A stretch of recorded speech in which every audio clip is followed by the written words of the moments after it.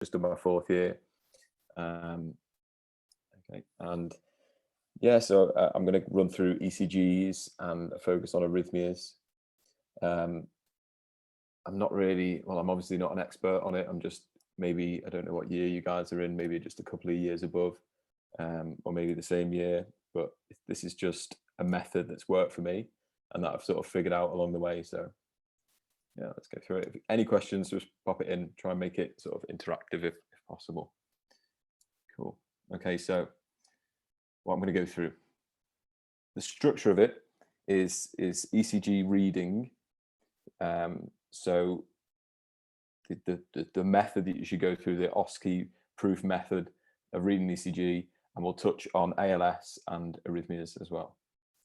And for me, I'm assuming that you know what a heart is, you know what an ECG is, that you've seen an ECG before. And I think I spoke to one of you, a 3rd year colleague, if any of you are here, and she mentioned that you'd learned how to place an ECG, but I'm not going to assume too much else. Again, I want to make it sort of dynamic. If you feel like this is all just stuff you know, we can go through it at a pace, and if you think that you need to slow down a bit, please just let me know. Okay, cool. Okay, so to start, here's an ECG. If anyone, I'll give you a minute or so. Just have a look at it. If you think you can see anything, pop it in the chat. And if anyone wants to give a diagnosis or a condition of the patient, be bold, put it in. But it's yeah, it's not too bad.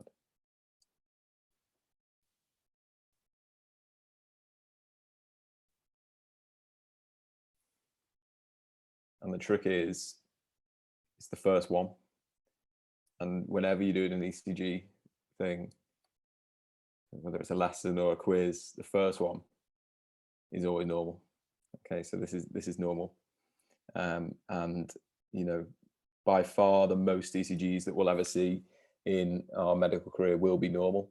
So we need to get really good at recognizing when an ECG is normal and when it isn't. Okay, so that was normal. Okay, so this is the ECG. This is actually an ECG complex. The ECG itself, electrocardiogram, is the machine that picks up and draws this graph based on the electrical signals that are moving through the heart, essentially. So just to quickly go over it, we've got the P wave, which represents atrial depolarization. We've then got the PR segment, which is just the space between the end of the P wave to the start of the QRS. The QRS complex here represents ventricular depolarization. We then have an ST segment, which is the gap between at the end of the QRS segment to the start of the T wave. And then we have the T wave, which is ventricular repolarization. Okay. Just a note on segments and intervals. Segments are contained within intervals, and the QT interval goes from the start of the QRS to the end of the T, but the PR interval goes from the start of the P to the start of the QRS complex. I've tried to find why, I can't find it, but there we go. It's just worth noting. Segments are within intervals. Okay. So this is the conduction system of the heart. I'm sure you know it all, or at least you knew it at one point.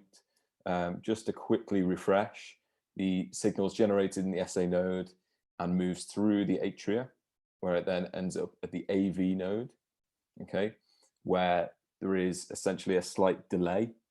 And this delay is represented graphically on the ECG as the PR segment. So we've got this atrial contraction and then a delay period. Does anyone know what this is for? Like, why bother?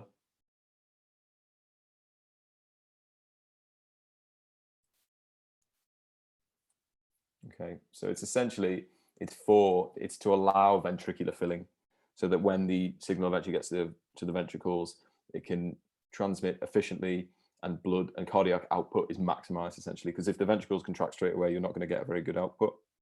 Okay, so after the AV node, it goes to the bundle of His, where it splits off into the left and right bundle branches. And in this diagram, the left bundle branch then splits into the posterior and anterior fascicle. I think, as far as I'm aware, the right bundle branch does the same as well, but it's not as clearly demarcated in a lot of the old like anatomical studies and things, but it is there. Okay, cool. So there's a couple of things I want to go through. Firstly, I just want to go through the steps that you need to think about when you are confronted with an unusual heart rhythm. Okay, so an old man is found unresponsive on the cardiac ward. You don't have any information about his age, history, but he is on cardiac monitoring. So that should tell you one thing. What might be your first steps? Just literally think of anything, guys. If you can drop it in the chat, that'd be really cool.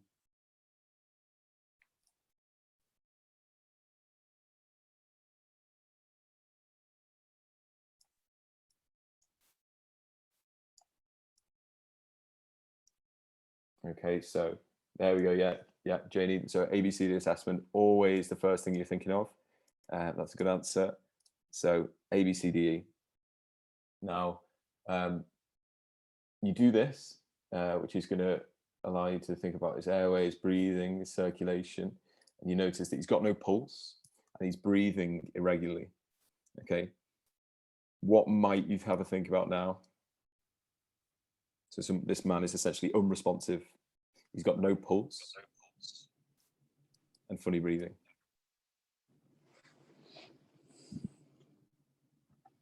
It's not working. How do you open that? Just open it.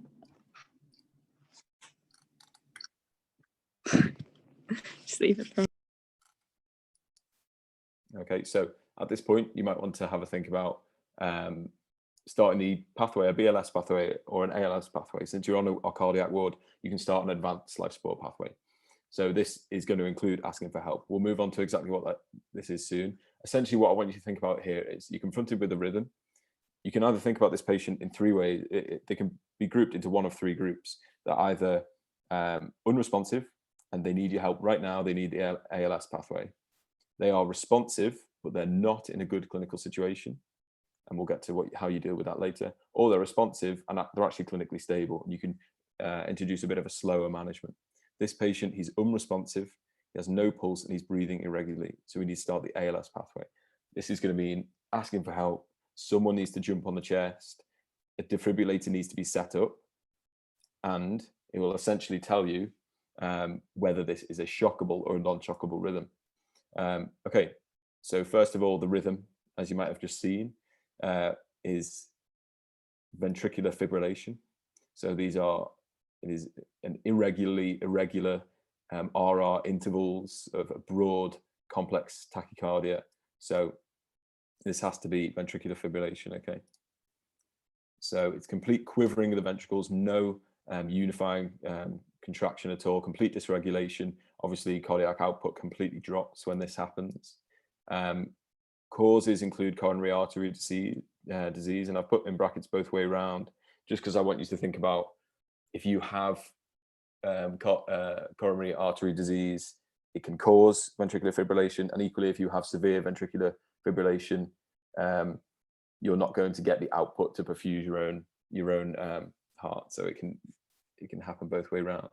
Electrolyte abnormalities can cause it. Structural anomalies, genetic syndromes, and even intracranial hemorrhages can have unusual pressure effects on the heart. Okay, so does anyone know how we would manage this specific situation?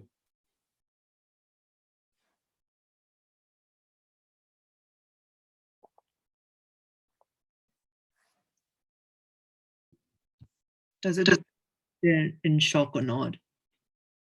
Okay, yeah, so yeah, that's a really good question. So that is the perfect question that you want to be asking. And in this situation, the old man is found unresponsive, no pulse, and breathing irregularly. So you can't even put on the blood pressure cuff to assess whether they are clinically in shock or not. They're in that much shock. So yes, really good question. So given they are, what would you think? Would you cardio them then? Yes, yeah. Well, essentially, Defibrillation. defibrillation. Exactly. You really well thought out there. So essentially, you need to induce an external force on the heart here. You can't be giving the drugs. It's not even going to make it around the body. You need to defibrillate in this case. And yeah, DC cardioversion is a similar thing, and we'll get to that. But pretty much, IV adrenaline will be given every 5 minutes, and in the pathway that I'll show you now, amiodarone is also given after 3 shots. So okay, so here's the guidelines. So here it was where this question was based. We realized what went on. The man was unresponsive, not breathing normally. We started CPR, defibs attached, and the rhythms assessed. We did that. We realized it was ventricular fibrillation, which places us into this category here, which is a shockable rhythm. And then we can repeat the process, okay? I don't know how okay with this sort of thing you guys are, but it's a really useful like revision tool or whatever. Know the 4 H's and the 4 T's of reversible cardiac arrest. It's pretty useful. These were published in 2015, so I think they're recent as well. So yeah. Dose of adrenaline. Does anyone happen to know that? It's a little fact.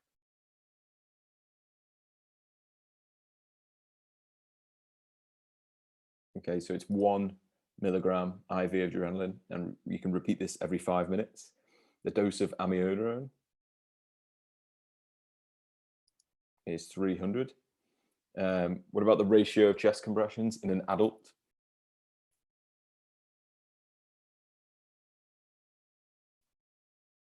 So it 30. varies. Yeah. So, So is sorry, it like do 2 breaths, then 30 compressions, then 2 breaths? Exactly, yeah, nailed it. So 30 and 2 for adult population. It does vary, so make sure you check that.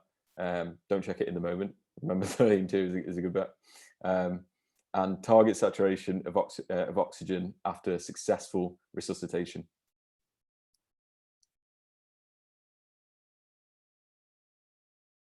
In fact, it says here, exactly, yeah. Well done, Jamie, that's perfect. Cool.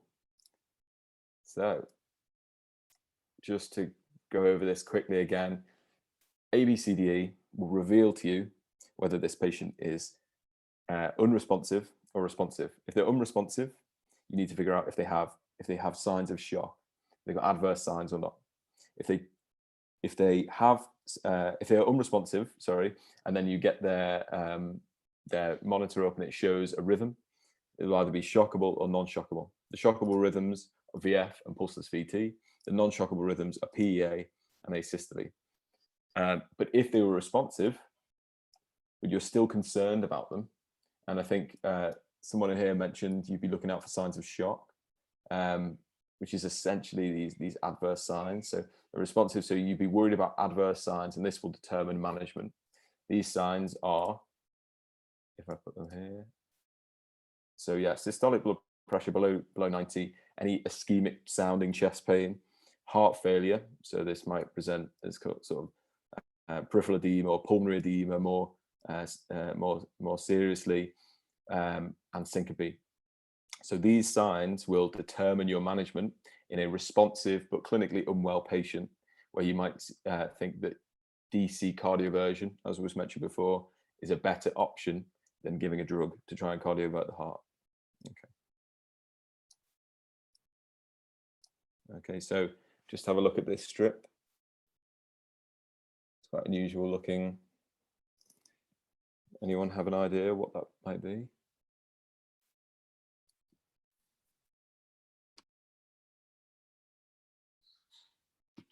Is it like VTAC, ventricular tachycardia? Exactly, yeah. And what was it that made you consider that as a diagnosis?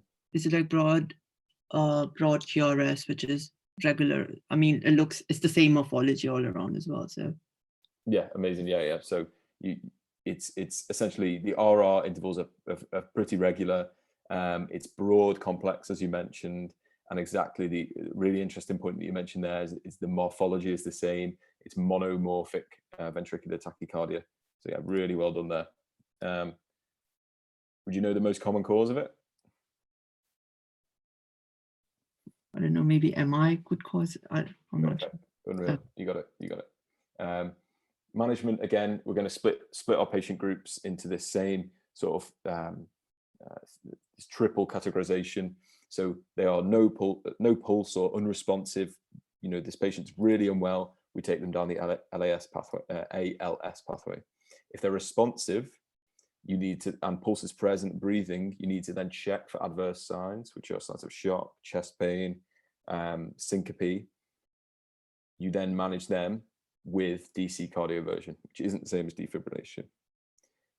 And then the final group is they're responsive, the pulse is present, breathing or whatever, and they have no adverse signs. And in this group, you can manage them with amiodarone in a central line or procainamide. Cool. This group you can pharmacologically cardiovert. And I like to think of this, I don't know if this is necessarily true, but a good way to remember it would be if they are shut down at all and they're in shock, if you give a drug to them that it's not going to be able to make it to their heart or get to any useful part of their body to actually have its chemical action. So that's how a good way to remember it. Okay, so we're going to quickly fly through reading ECGs now. So yeah, they can be, if you're not used to doing them, they can feel daunting. And the real trick is if you get a checklist in your head, the game is don't miss something. And the checklist lets you do this. So you're not jumping into diagnoses and missing things that you should pick up. Okay.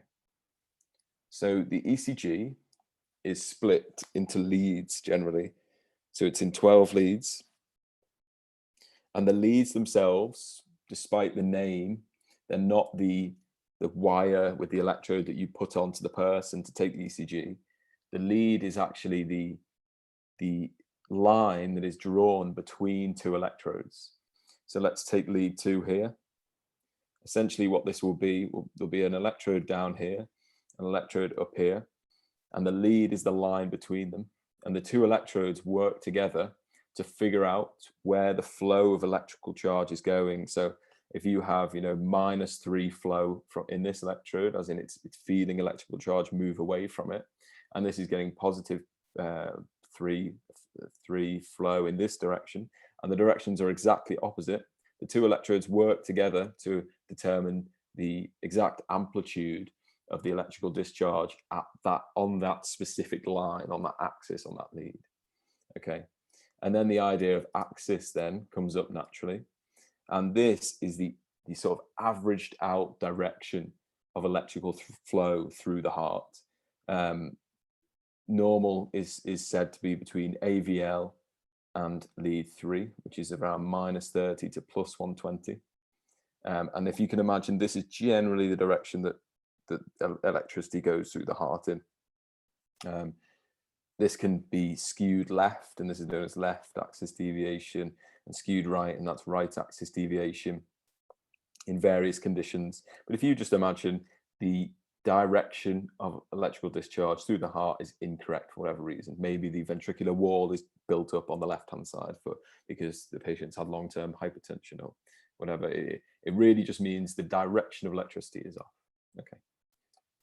Your chest leads, AVR, AVL, and AVF, combined with V1 to 6, are there. That's 9 leads, are generally added with your limb leads, which is 1, 2, and 3.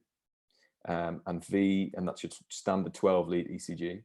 And then V7 to 9 are your posterior leads that you might want to put on the patient's back if you're concerned about perhaps a posterior MI. But generally the standard ECG is 12 leads, V1 to 6, AVL, AVF, AVR, and 1, 2, 3. Cool, we've got that done. Okay, so imagine now you're in an OSCE. What would be the first thing you would look at, or first thing you'd say actually? So you say you walk in there and the examiner says, take a look at the ECG. You get, I don't know, you'll get a good while to look at it and then present your findings. What would be the first thing you'd say in that station?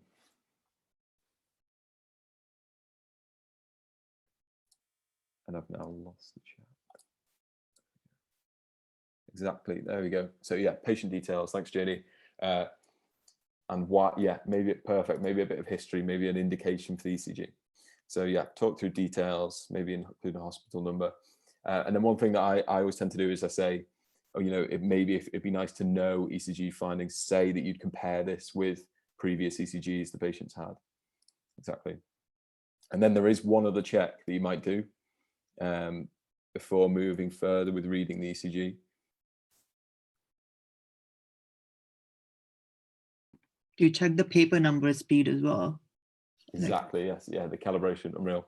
Well done. So yeah, you want to know that the ECG machine is drawing the correct distance upwards for every unit of amplitude of discharge it picks up, and it's moving across the paper at the correct time. So this is all standardized across patients, so we can actually, you know, effectively compare ECGs. Otherwise, it would be all over the place. So this is the standard calibration for an ECG. I wouldn't worry about it too much.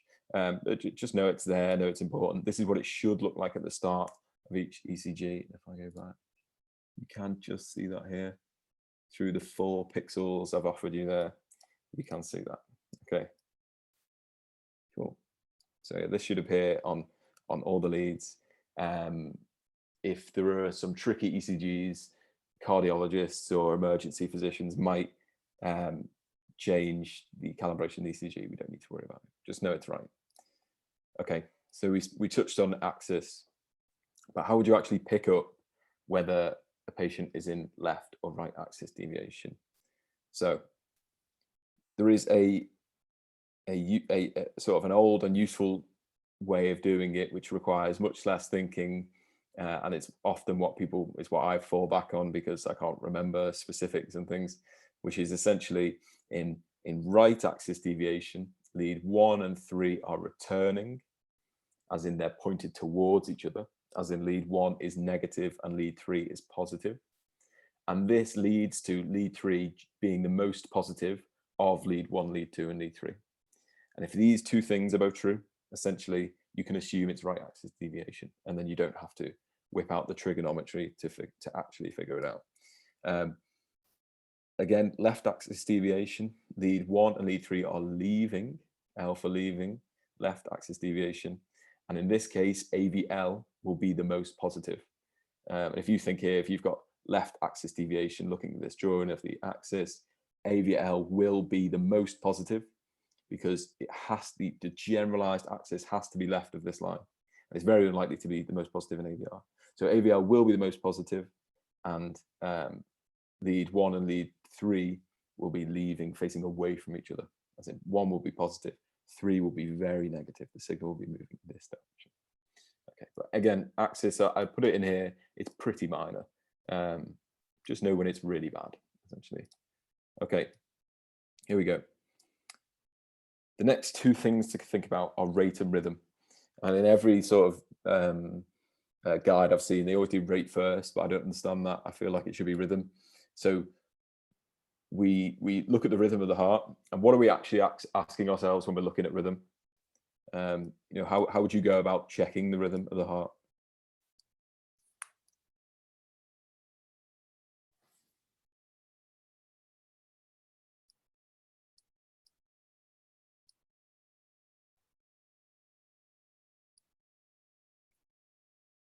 Yeah, cool. Regular versus irregular, perfect. And in terms of actually picking that up, what we're asking ourselves is the RR interval constant? That's really the question. I guess that was a tough question to ask you there, but is the RR interval actually constant? That's what we're saying. So, and if it turns out that it's not constant, it's going to be irregular. Is it therefore regularly irregular or irregularly irregular? That's the sort of thing we're trying to figure out. Regularly irregular differential diagnoses include simple respiratory sinus arrhythmias or other sinus arrhythmias and heart blocks. Irregularly irregular DDX essentially has 1 answer for R level. Well, no, actually that was wrong. Two answers, but when you see these words together and the patient's somewhat stable, just think AF. You're getting complete dysregulation of the signal of the potential generating cells in the atria with variable conduction to the ventricles. So not much regulation there, and VFib, they will be not in a great condition. Okay. In terms of calculating the rate, this is easily done. We just count the number of complexes and multiply by 6. That's a very gross, crude way of doing it, but it's useful if the rhythm's irregular. If the rhythm is regular, you might find it easier to, or actually more accurate, to count the number of large squares and divide 300 by this number. So if there's 2 large squares, 300 over 2 is 150. So the RR interval is 2 large squares. The rate is 150. And equally, these are a factor of 5 apart. There's 5 small squares in 1 large square. This is the same thing, just slightly more accurate. Okay. So then we move on to P waves. So P waves should be less than 120 milliseconds or 3 small squares. What questions should we ask ourselves when looking for P waves on an ECG?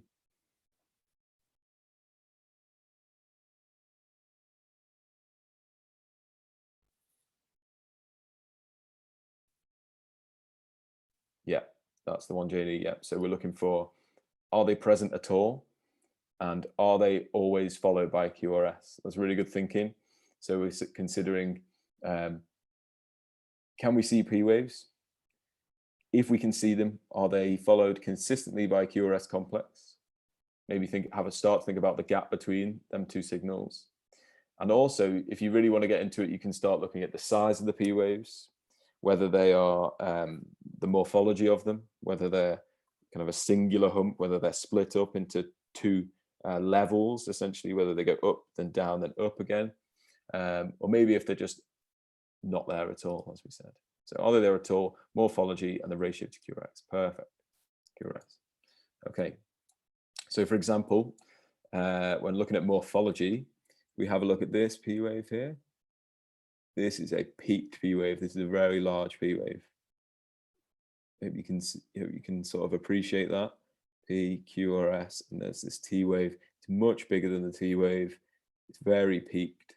And this is a condition called P pulmonale. Essentially, you're getting right atrial enlargement due to essentially increased afterload of the right ventricle, and this backflow of pressure, perhaps from pulmonary hypertension, maybe due to COPD or any other pathology, is dilating and expanding the musculature in the right atria and making this really strong initial wave. So that's fairly interesting. And I've just left this in for you. Feel free to have a look at this on your own time. It's quite an interesting diagram about P wave morphology. But the main questions you have to ask is, are they there at all? If they aren't there, what we're going to be thinking? Oh, I didn't put anything in, but that's fine. What we're going to be thinking, if that's the case, is, have they completely dissolved into the baseline? And can we see the baseline moving around so much that essentially it's caught any semblance of a P wave there is? Maybe that's atrial fibrillation. Or are the P waves actually masked or superimposed underneath the QRS complex? And that's more likely to be a junctional rhythm. Okay. So the P to the QRS ratio represents the effective transmission of signal from the atria to the ventricles. And you can use it to allude to the clinical severity of heart blocks or atrial tachycardia. So you might see a heart block referred to as 2-to-1 or 3-to-1. You can see the same thing in SVTs. So you're seeing, or sorry, not SVTs, but if you're getting tachycardias and you're getting multiple P waves, but only getting a certain level of transmission, so maybe 1 in 3 are actually being let through. It's just another indicator of the severity of the arrhythmia. Okay, so now moving on to the interval. The normal length should be between 3 and 5 small squares, which is 120 to 200 milliseconds long. If they're long, the long PR interval generally is an AV block. And there's multiple different types of these that we'll go into now. A short PR interval is very likely to be one of the pre-excitation syndromes. The one that comes up in medical school is Wolff-Parkinson-White syndrome. but there are others. Okay. Essentially, the pre-excitation, meaning the ventricles are being electrically stimulated before they should be, before the AV node delay is finished. Okay. And PR depression, they can also be, PR segment can also be elevated or depressed. It can be depressed in pericarditis. Okay. So we just have a look here at this ECG. Take a moment to have a look, pay particular attention to the rhythm strip. And we're having a look at the PR segment. If anyone thinks they see an abnormality, let me know. I'll just give you a minute or so.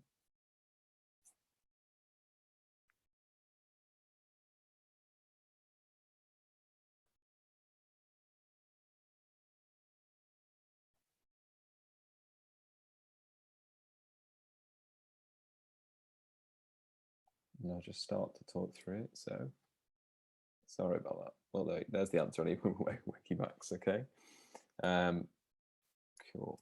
So just to show you that here, we've got clearly an irregular rhythm, even though for the most part it looks regular.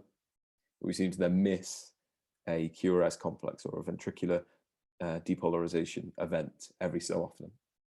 If we pay particular attention to the PR segment, the PR interval, we're getting this P wave here, followed by a segment, and then the QRS complex and the T wave. P, QRS, T, P, QRS, T, P, QRS, T. And this segment here is actually getting longer each time until eventually we have a T wave and a P followed by a drop beat. So this is known as Wenckebach phenomena, or second degree AV block Mobitz type 1, which is known as Wenckebach phenomena.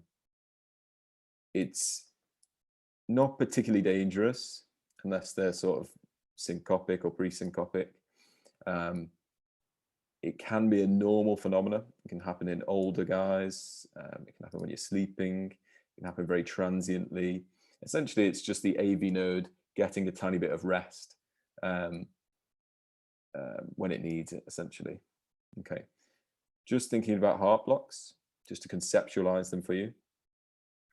Heart block means there is a disruption of the conduction system of the heart somewhere in the pathway. There's AV nodal block, so a disruption at the AV node. And this can be first degree, which is just essentially shown as a long PR interval. And it's generally regular. There's second degree AV block, and this is further split into Mobitz type 1 and type 2.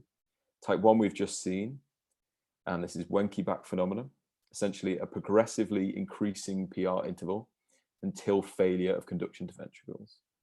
Generally, it's okay unless they're symptomatic. It's considered a normal variant sometimes.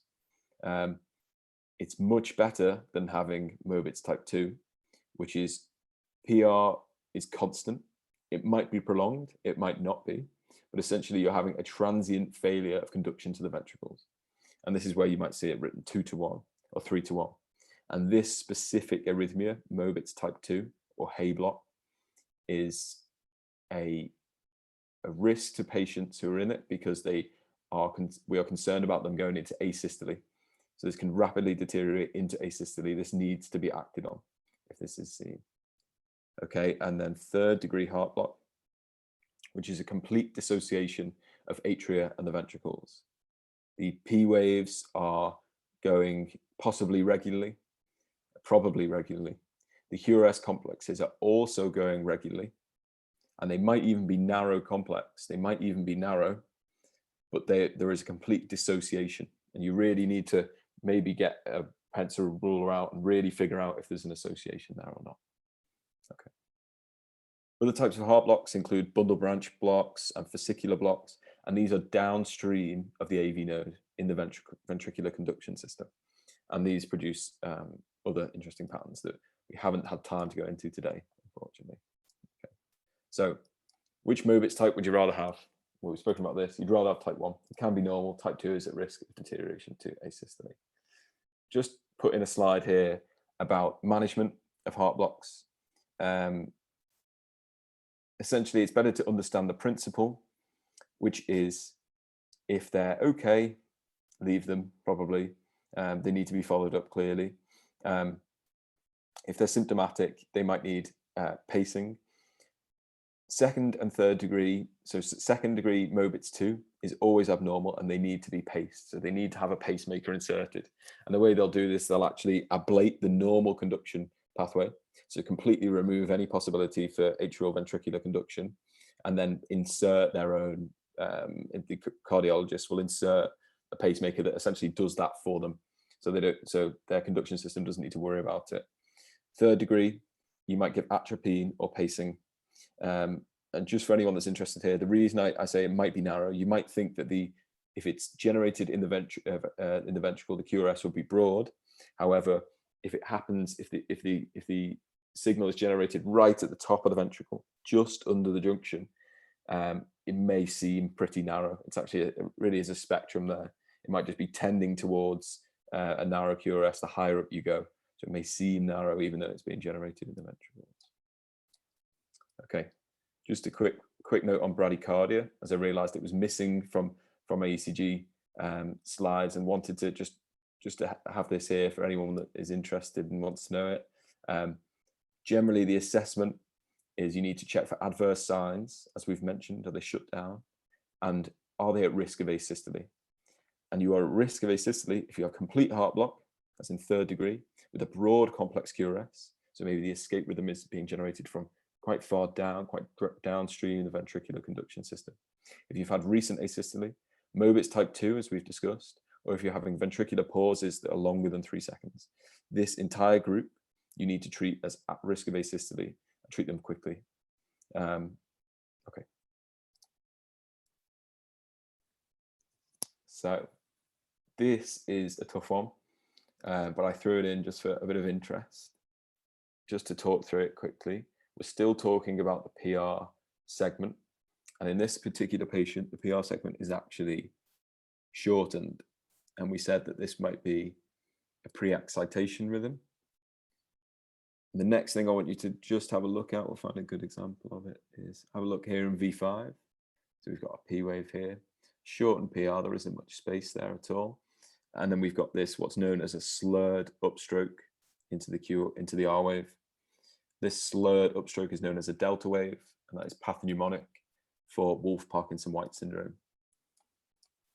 This is essentially an aberrant accessory pathway going from the atria to the ventricles and allowing the ventricles to depolarize quicker than they should.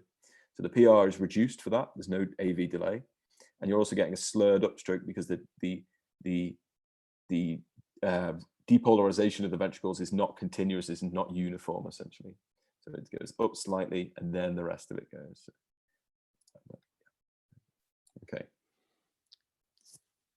So QRS complex, as somebody brought up before, we're thinking about whether it's narrow or broad. Generally, less than 3 small squares is considered narrow. So what would cause a broad QRS complex? Essentially, the way to think about it is any part of the conduction system can generate a signal if required.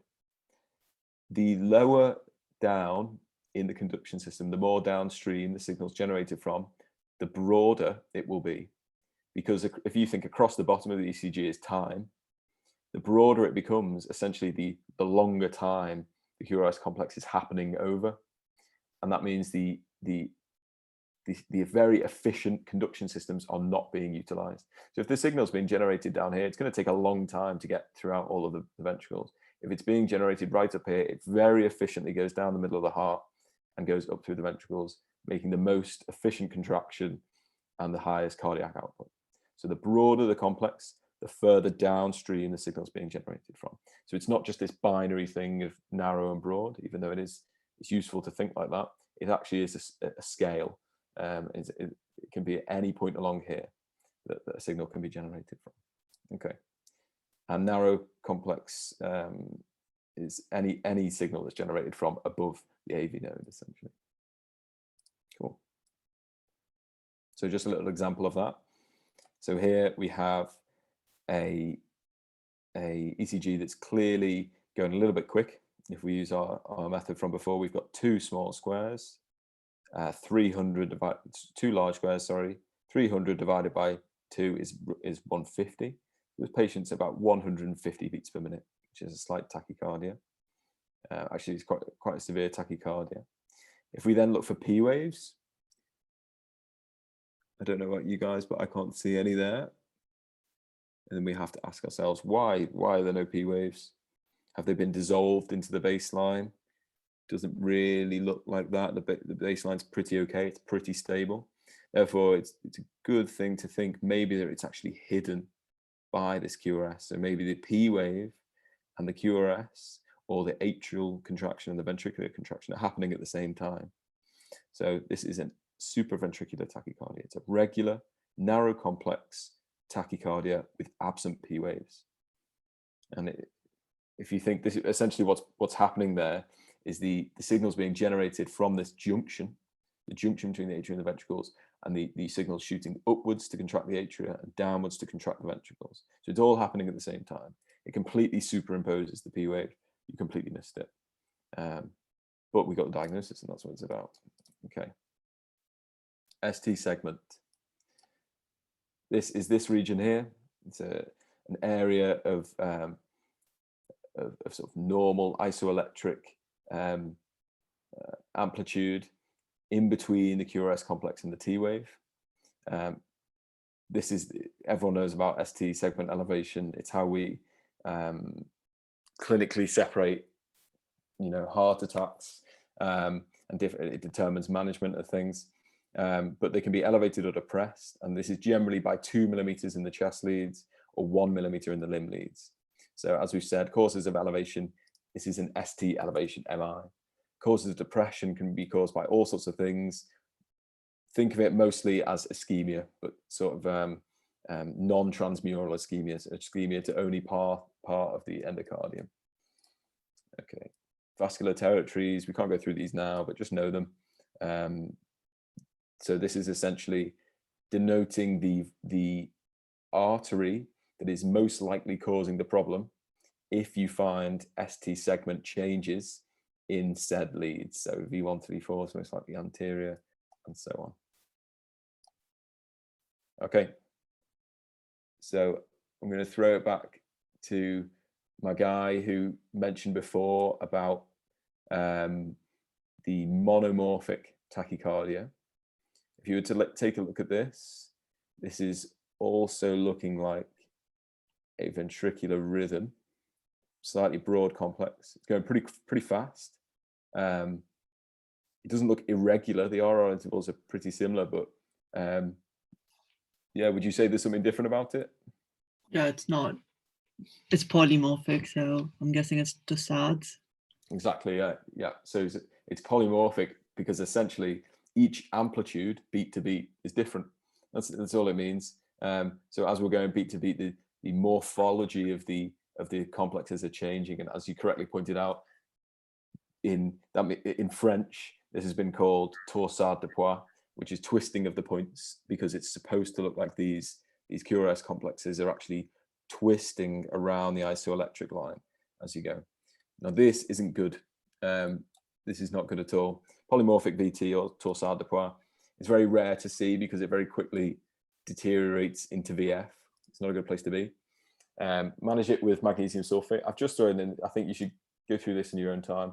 You don't have to worry about that too much.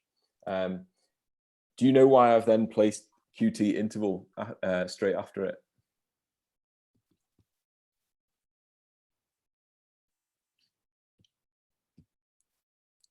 Okay, so essentially QT interval is the most common cause of torsade de poids is long QT for whatever reason. And we'll go through some of the different, some of the causes of long QT in a moment. So just to have a talk about the QT interval. The corrected QT interval, or the QTC, is the period of ventricular systole from ventricular isovolumetric contraction to relaxation. Have a look at it in lead 2 or V5-6. Generally, it's prolonged if it's above 440 milliseconds in men, 460 in women.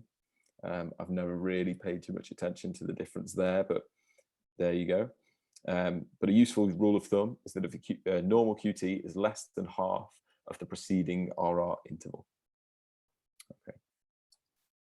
So it's really important because an abnormal QT can be dangerous. As we said, the long QT deteriorates into TDP, which then deteriorates into VF and asystole. A short QT is associated with paroxysmal AF and sudden cardiac death. Okay, causes. You can have a genetic long QT syndrome. Ischemia can cause it. There are certain drugs, and I think before my exams, I just had a list of drugs in my head that I knew caused it. Does anyone know any? No problem if not. It's like, I forgot about it. It's a group 3 or some group 1 anti-1 or 1C. Yeah, sorry. Yeah. So there are I think a few of the. I think you're talking about the Vaughan-Williams classification of antiarrhythmic drugs. Exactly. So yeah, so they do cause long QT. I think flecainide in their group 1. I think the potassium channel blockers do as well. That's a good point. And I haven't actually put these on the slide, so well done for that. But for me, what I've got here are a few common things, stuff that isn't cardiac related necessarily. So we've got macrolides, so erythromycin, clarithromycin can prolong QT. Citalopram. So every patient that's set up on psychiatric drugs will tend to have an ECG, and QT will be something that's assessed in that, obviously. Antipsychotics, including chlorpromazine and ondansetron. These are all drugs that prolong the QT. And I've also put homeostatic problems or homeostasis problems can cause long QT. Essentially what I mean by this is electrolyte imbalances and a few other things. So the way I remember it is the hypos, hypocalcemia, hypomagnesemia, hypokalemia, hypothermia, and hypothyroidism all cause long QT. So it's something to look out for. Really, you can, I don't know, impress a cardiologist, or maybe get a sneaky mark here or there with some of these. Okay. And just for reference, hypocalcemia can cause short QT. Cool. T waves. It seems like a lot of people know about T waves and how they can go wrong. It's quite easy to remember. They should be positive in all leads except for AVR and V1 in good health. And generally, when we're looking at T wave elevation, as in tall tented T waves or peak T waves is what they're referred to as, we're worried about them being greater than 5 millimeters in the limb leads and greater than 10 millimeters in the chest leads. And as you can see here from the isoelectric line, if each one of these squares is 5 millimeters, it's well over 10 millimeters. So this would be a problem. And what might you think that would be? Tall tented T waves.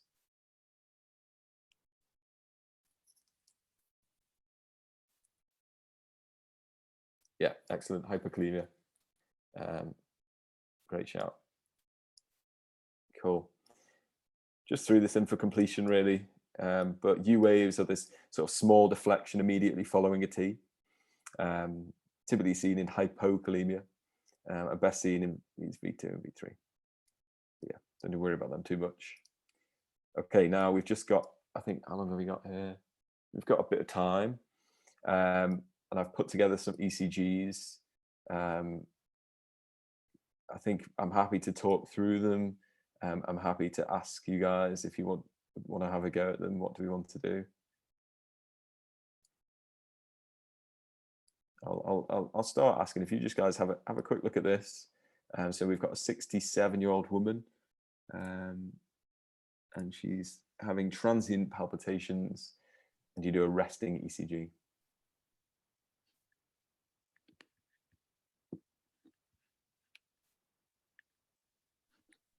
I mean, please feel free to even if it's only part of it you'd like to mention or anything? What about the rate?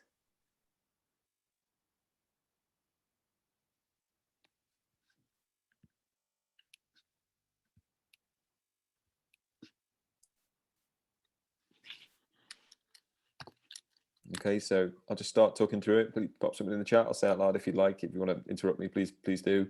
But we've got a quick ECG. It's about 150 again, isn't it?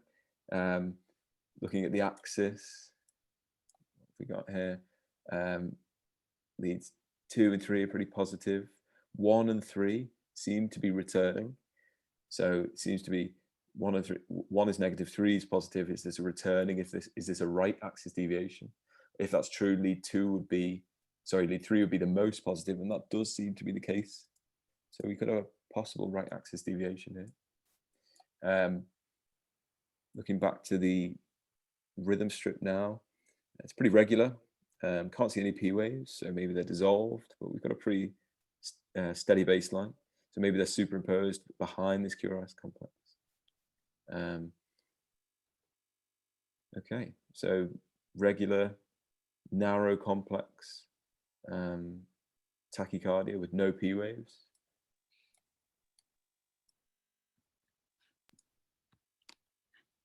So I think this is quite likely to be a SVT. So let's have a quick look. We've got regular, no clear and obvious P waves. Maybe they're going backwards. Maybe they're looking like pseudo R waves, as in they're superimposed, as I mentioned. Narrow complexes, so it's very likely to be SVT. How do we manage this? Well, we go through them very same principles that we talked about at the start. Is the patient responsive? Are they okay? Do we need to go down ALS pathway? She was fine. She told you about her transient palpitations, and we did a resting ECG. She was clinically stable, so we think, but we didn't actually talk through the signs. So the management is dependent on the signs. If she has adverse signs there, DC cardioversion. If she doesn't have adverse signs, which is a surrogate for relative stability, we do the vasovagal maneuvers, which I think first line around here is carotid sinus massage, and adenosine is next. And the doses of adenosine are 6 mg, 12 mg, followed by 12 mg.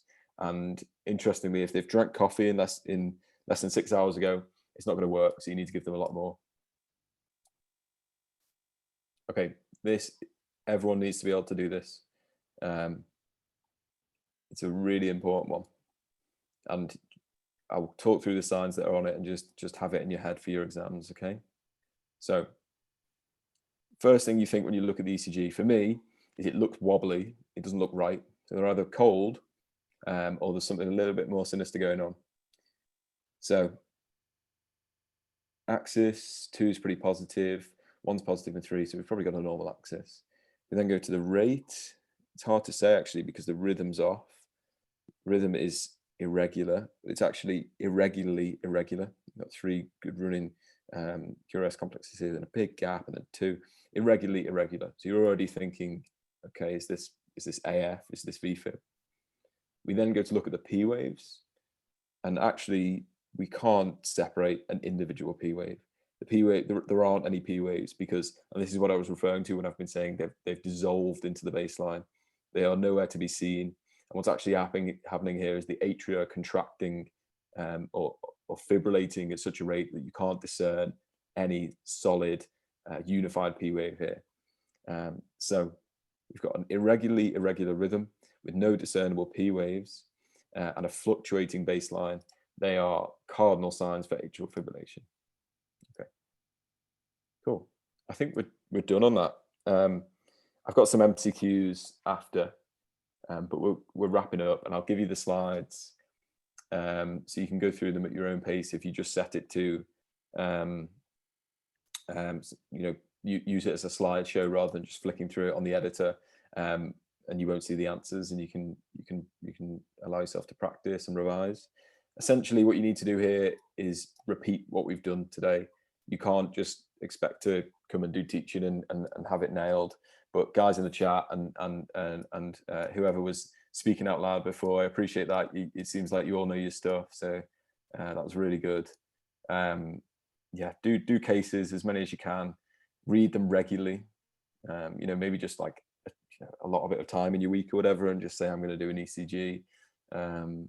Do them with people, so you have the chat, so you know how to do the spiel of presenting an ECG, because that really is half the battle.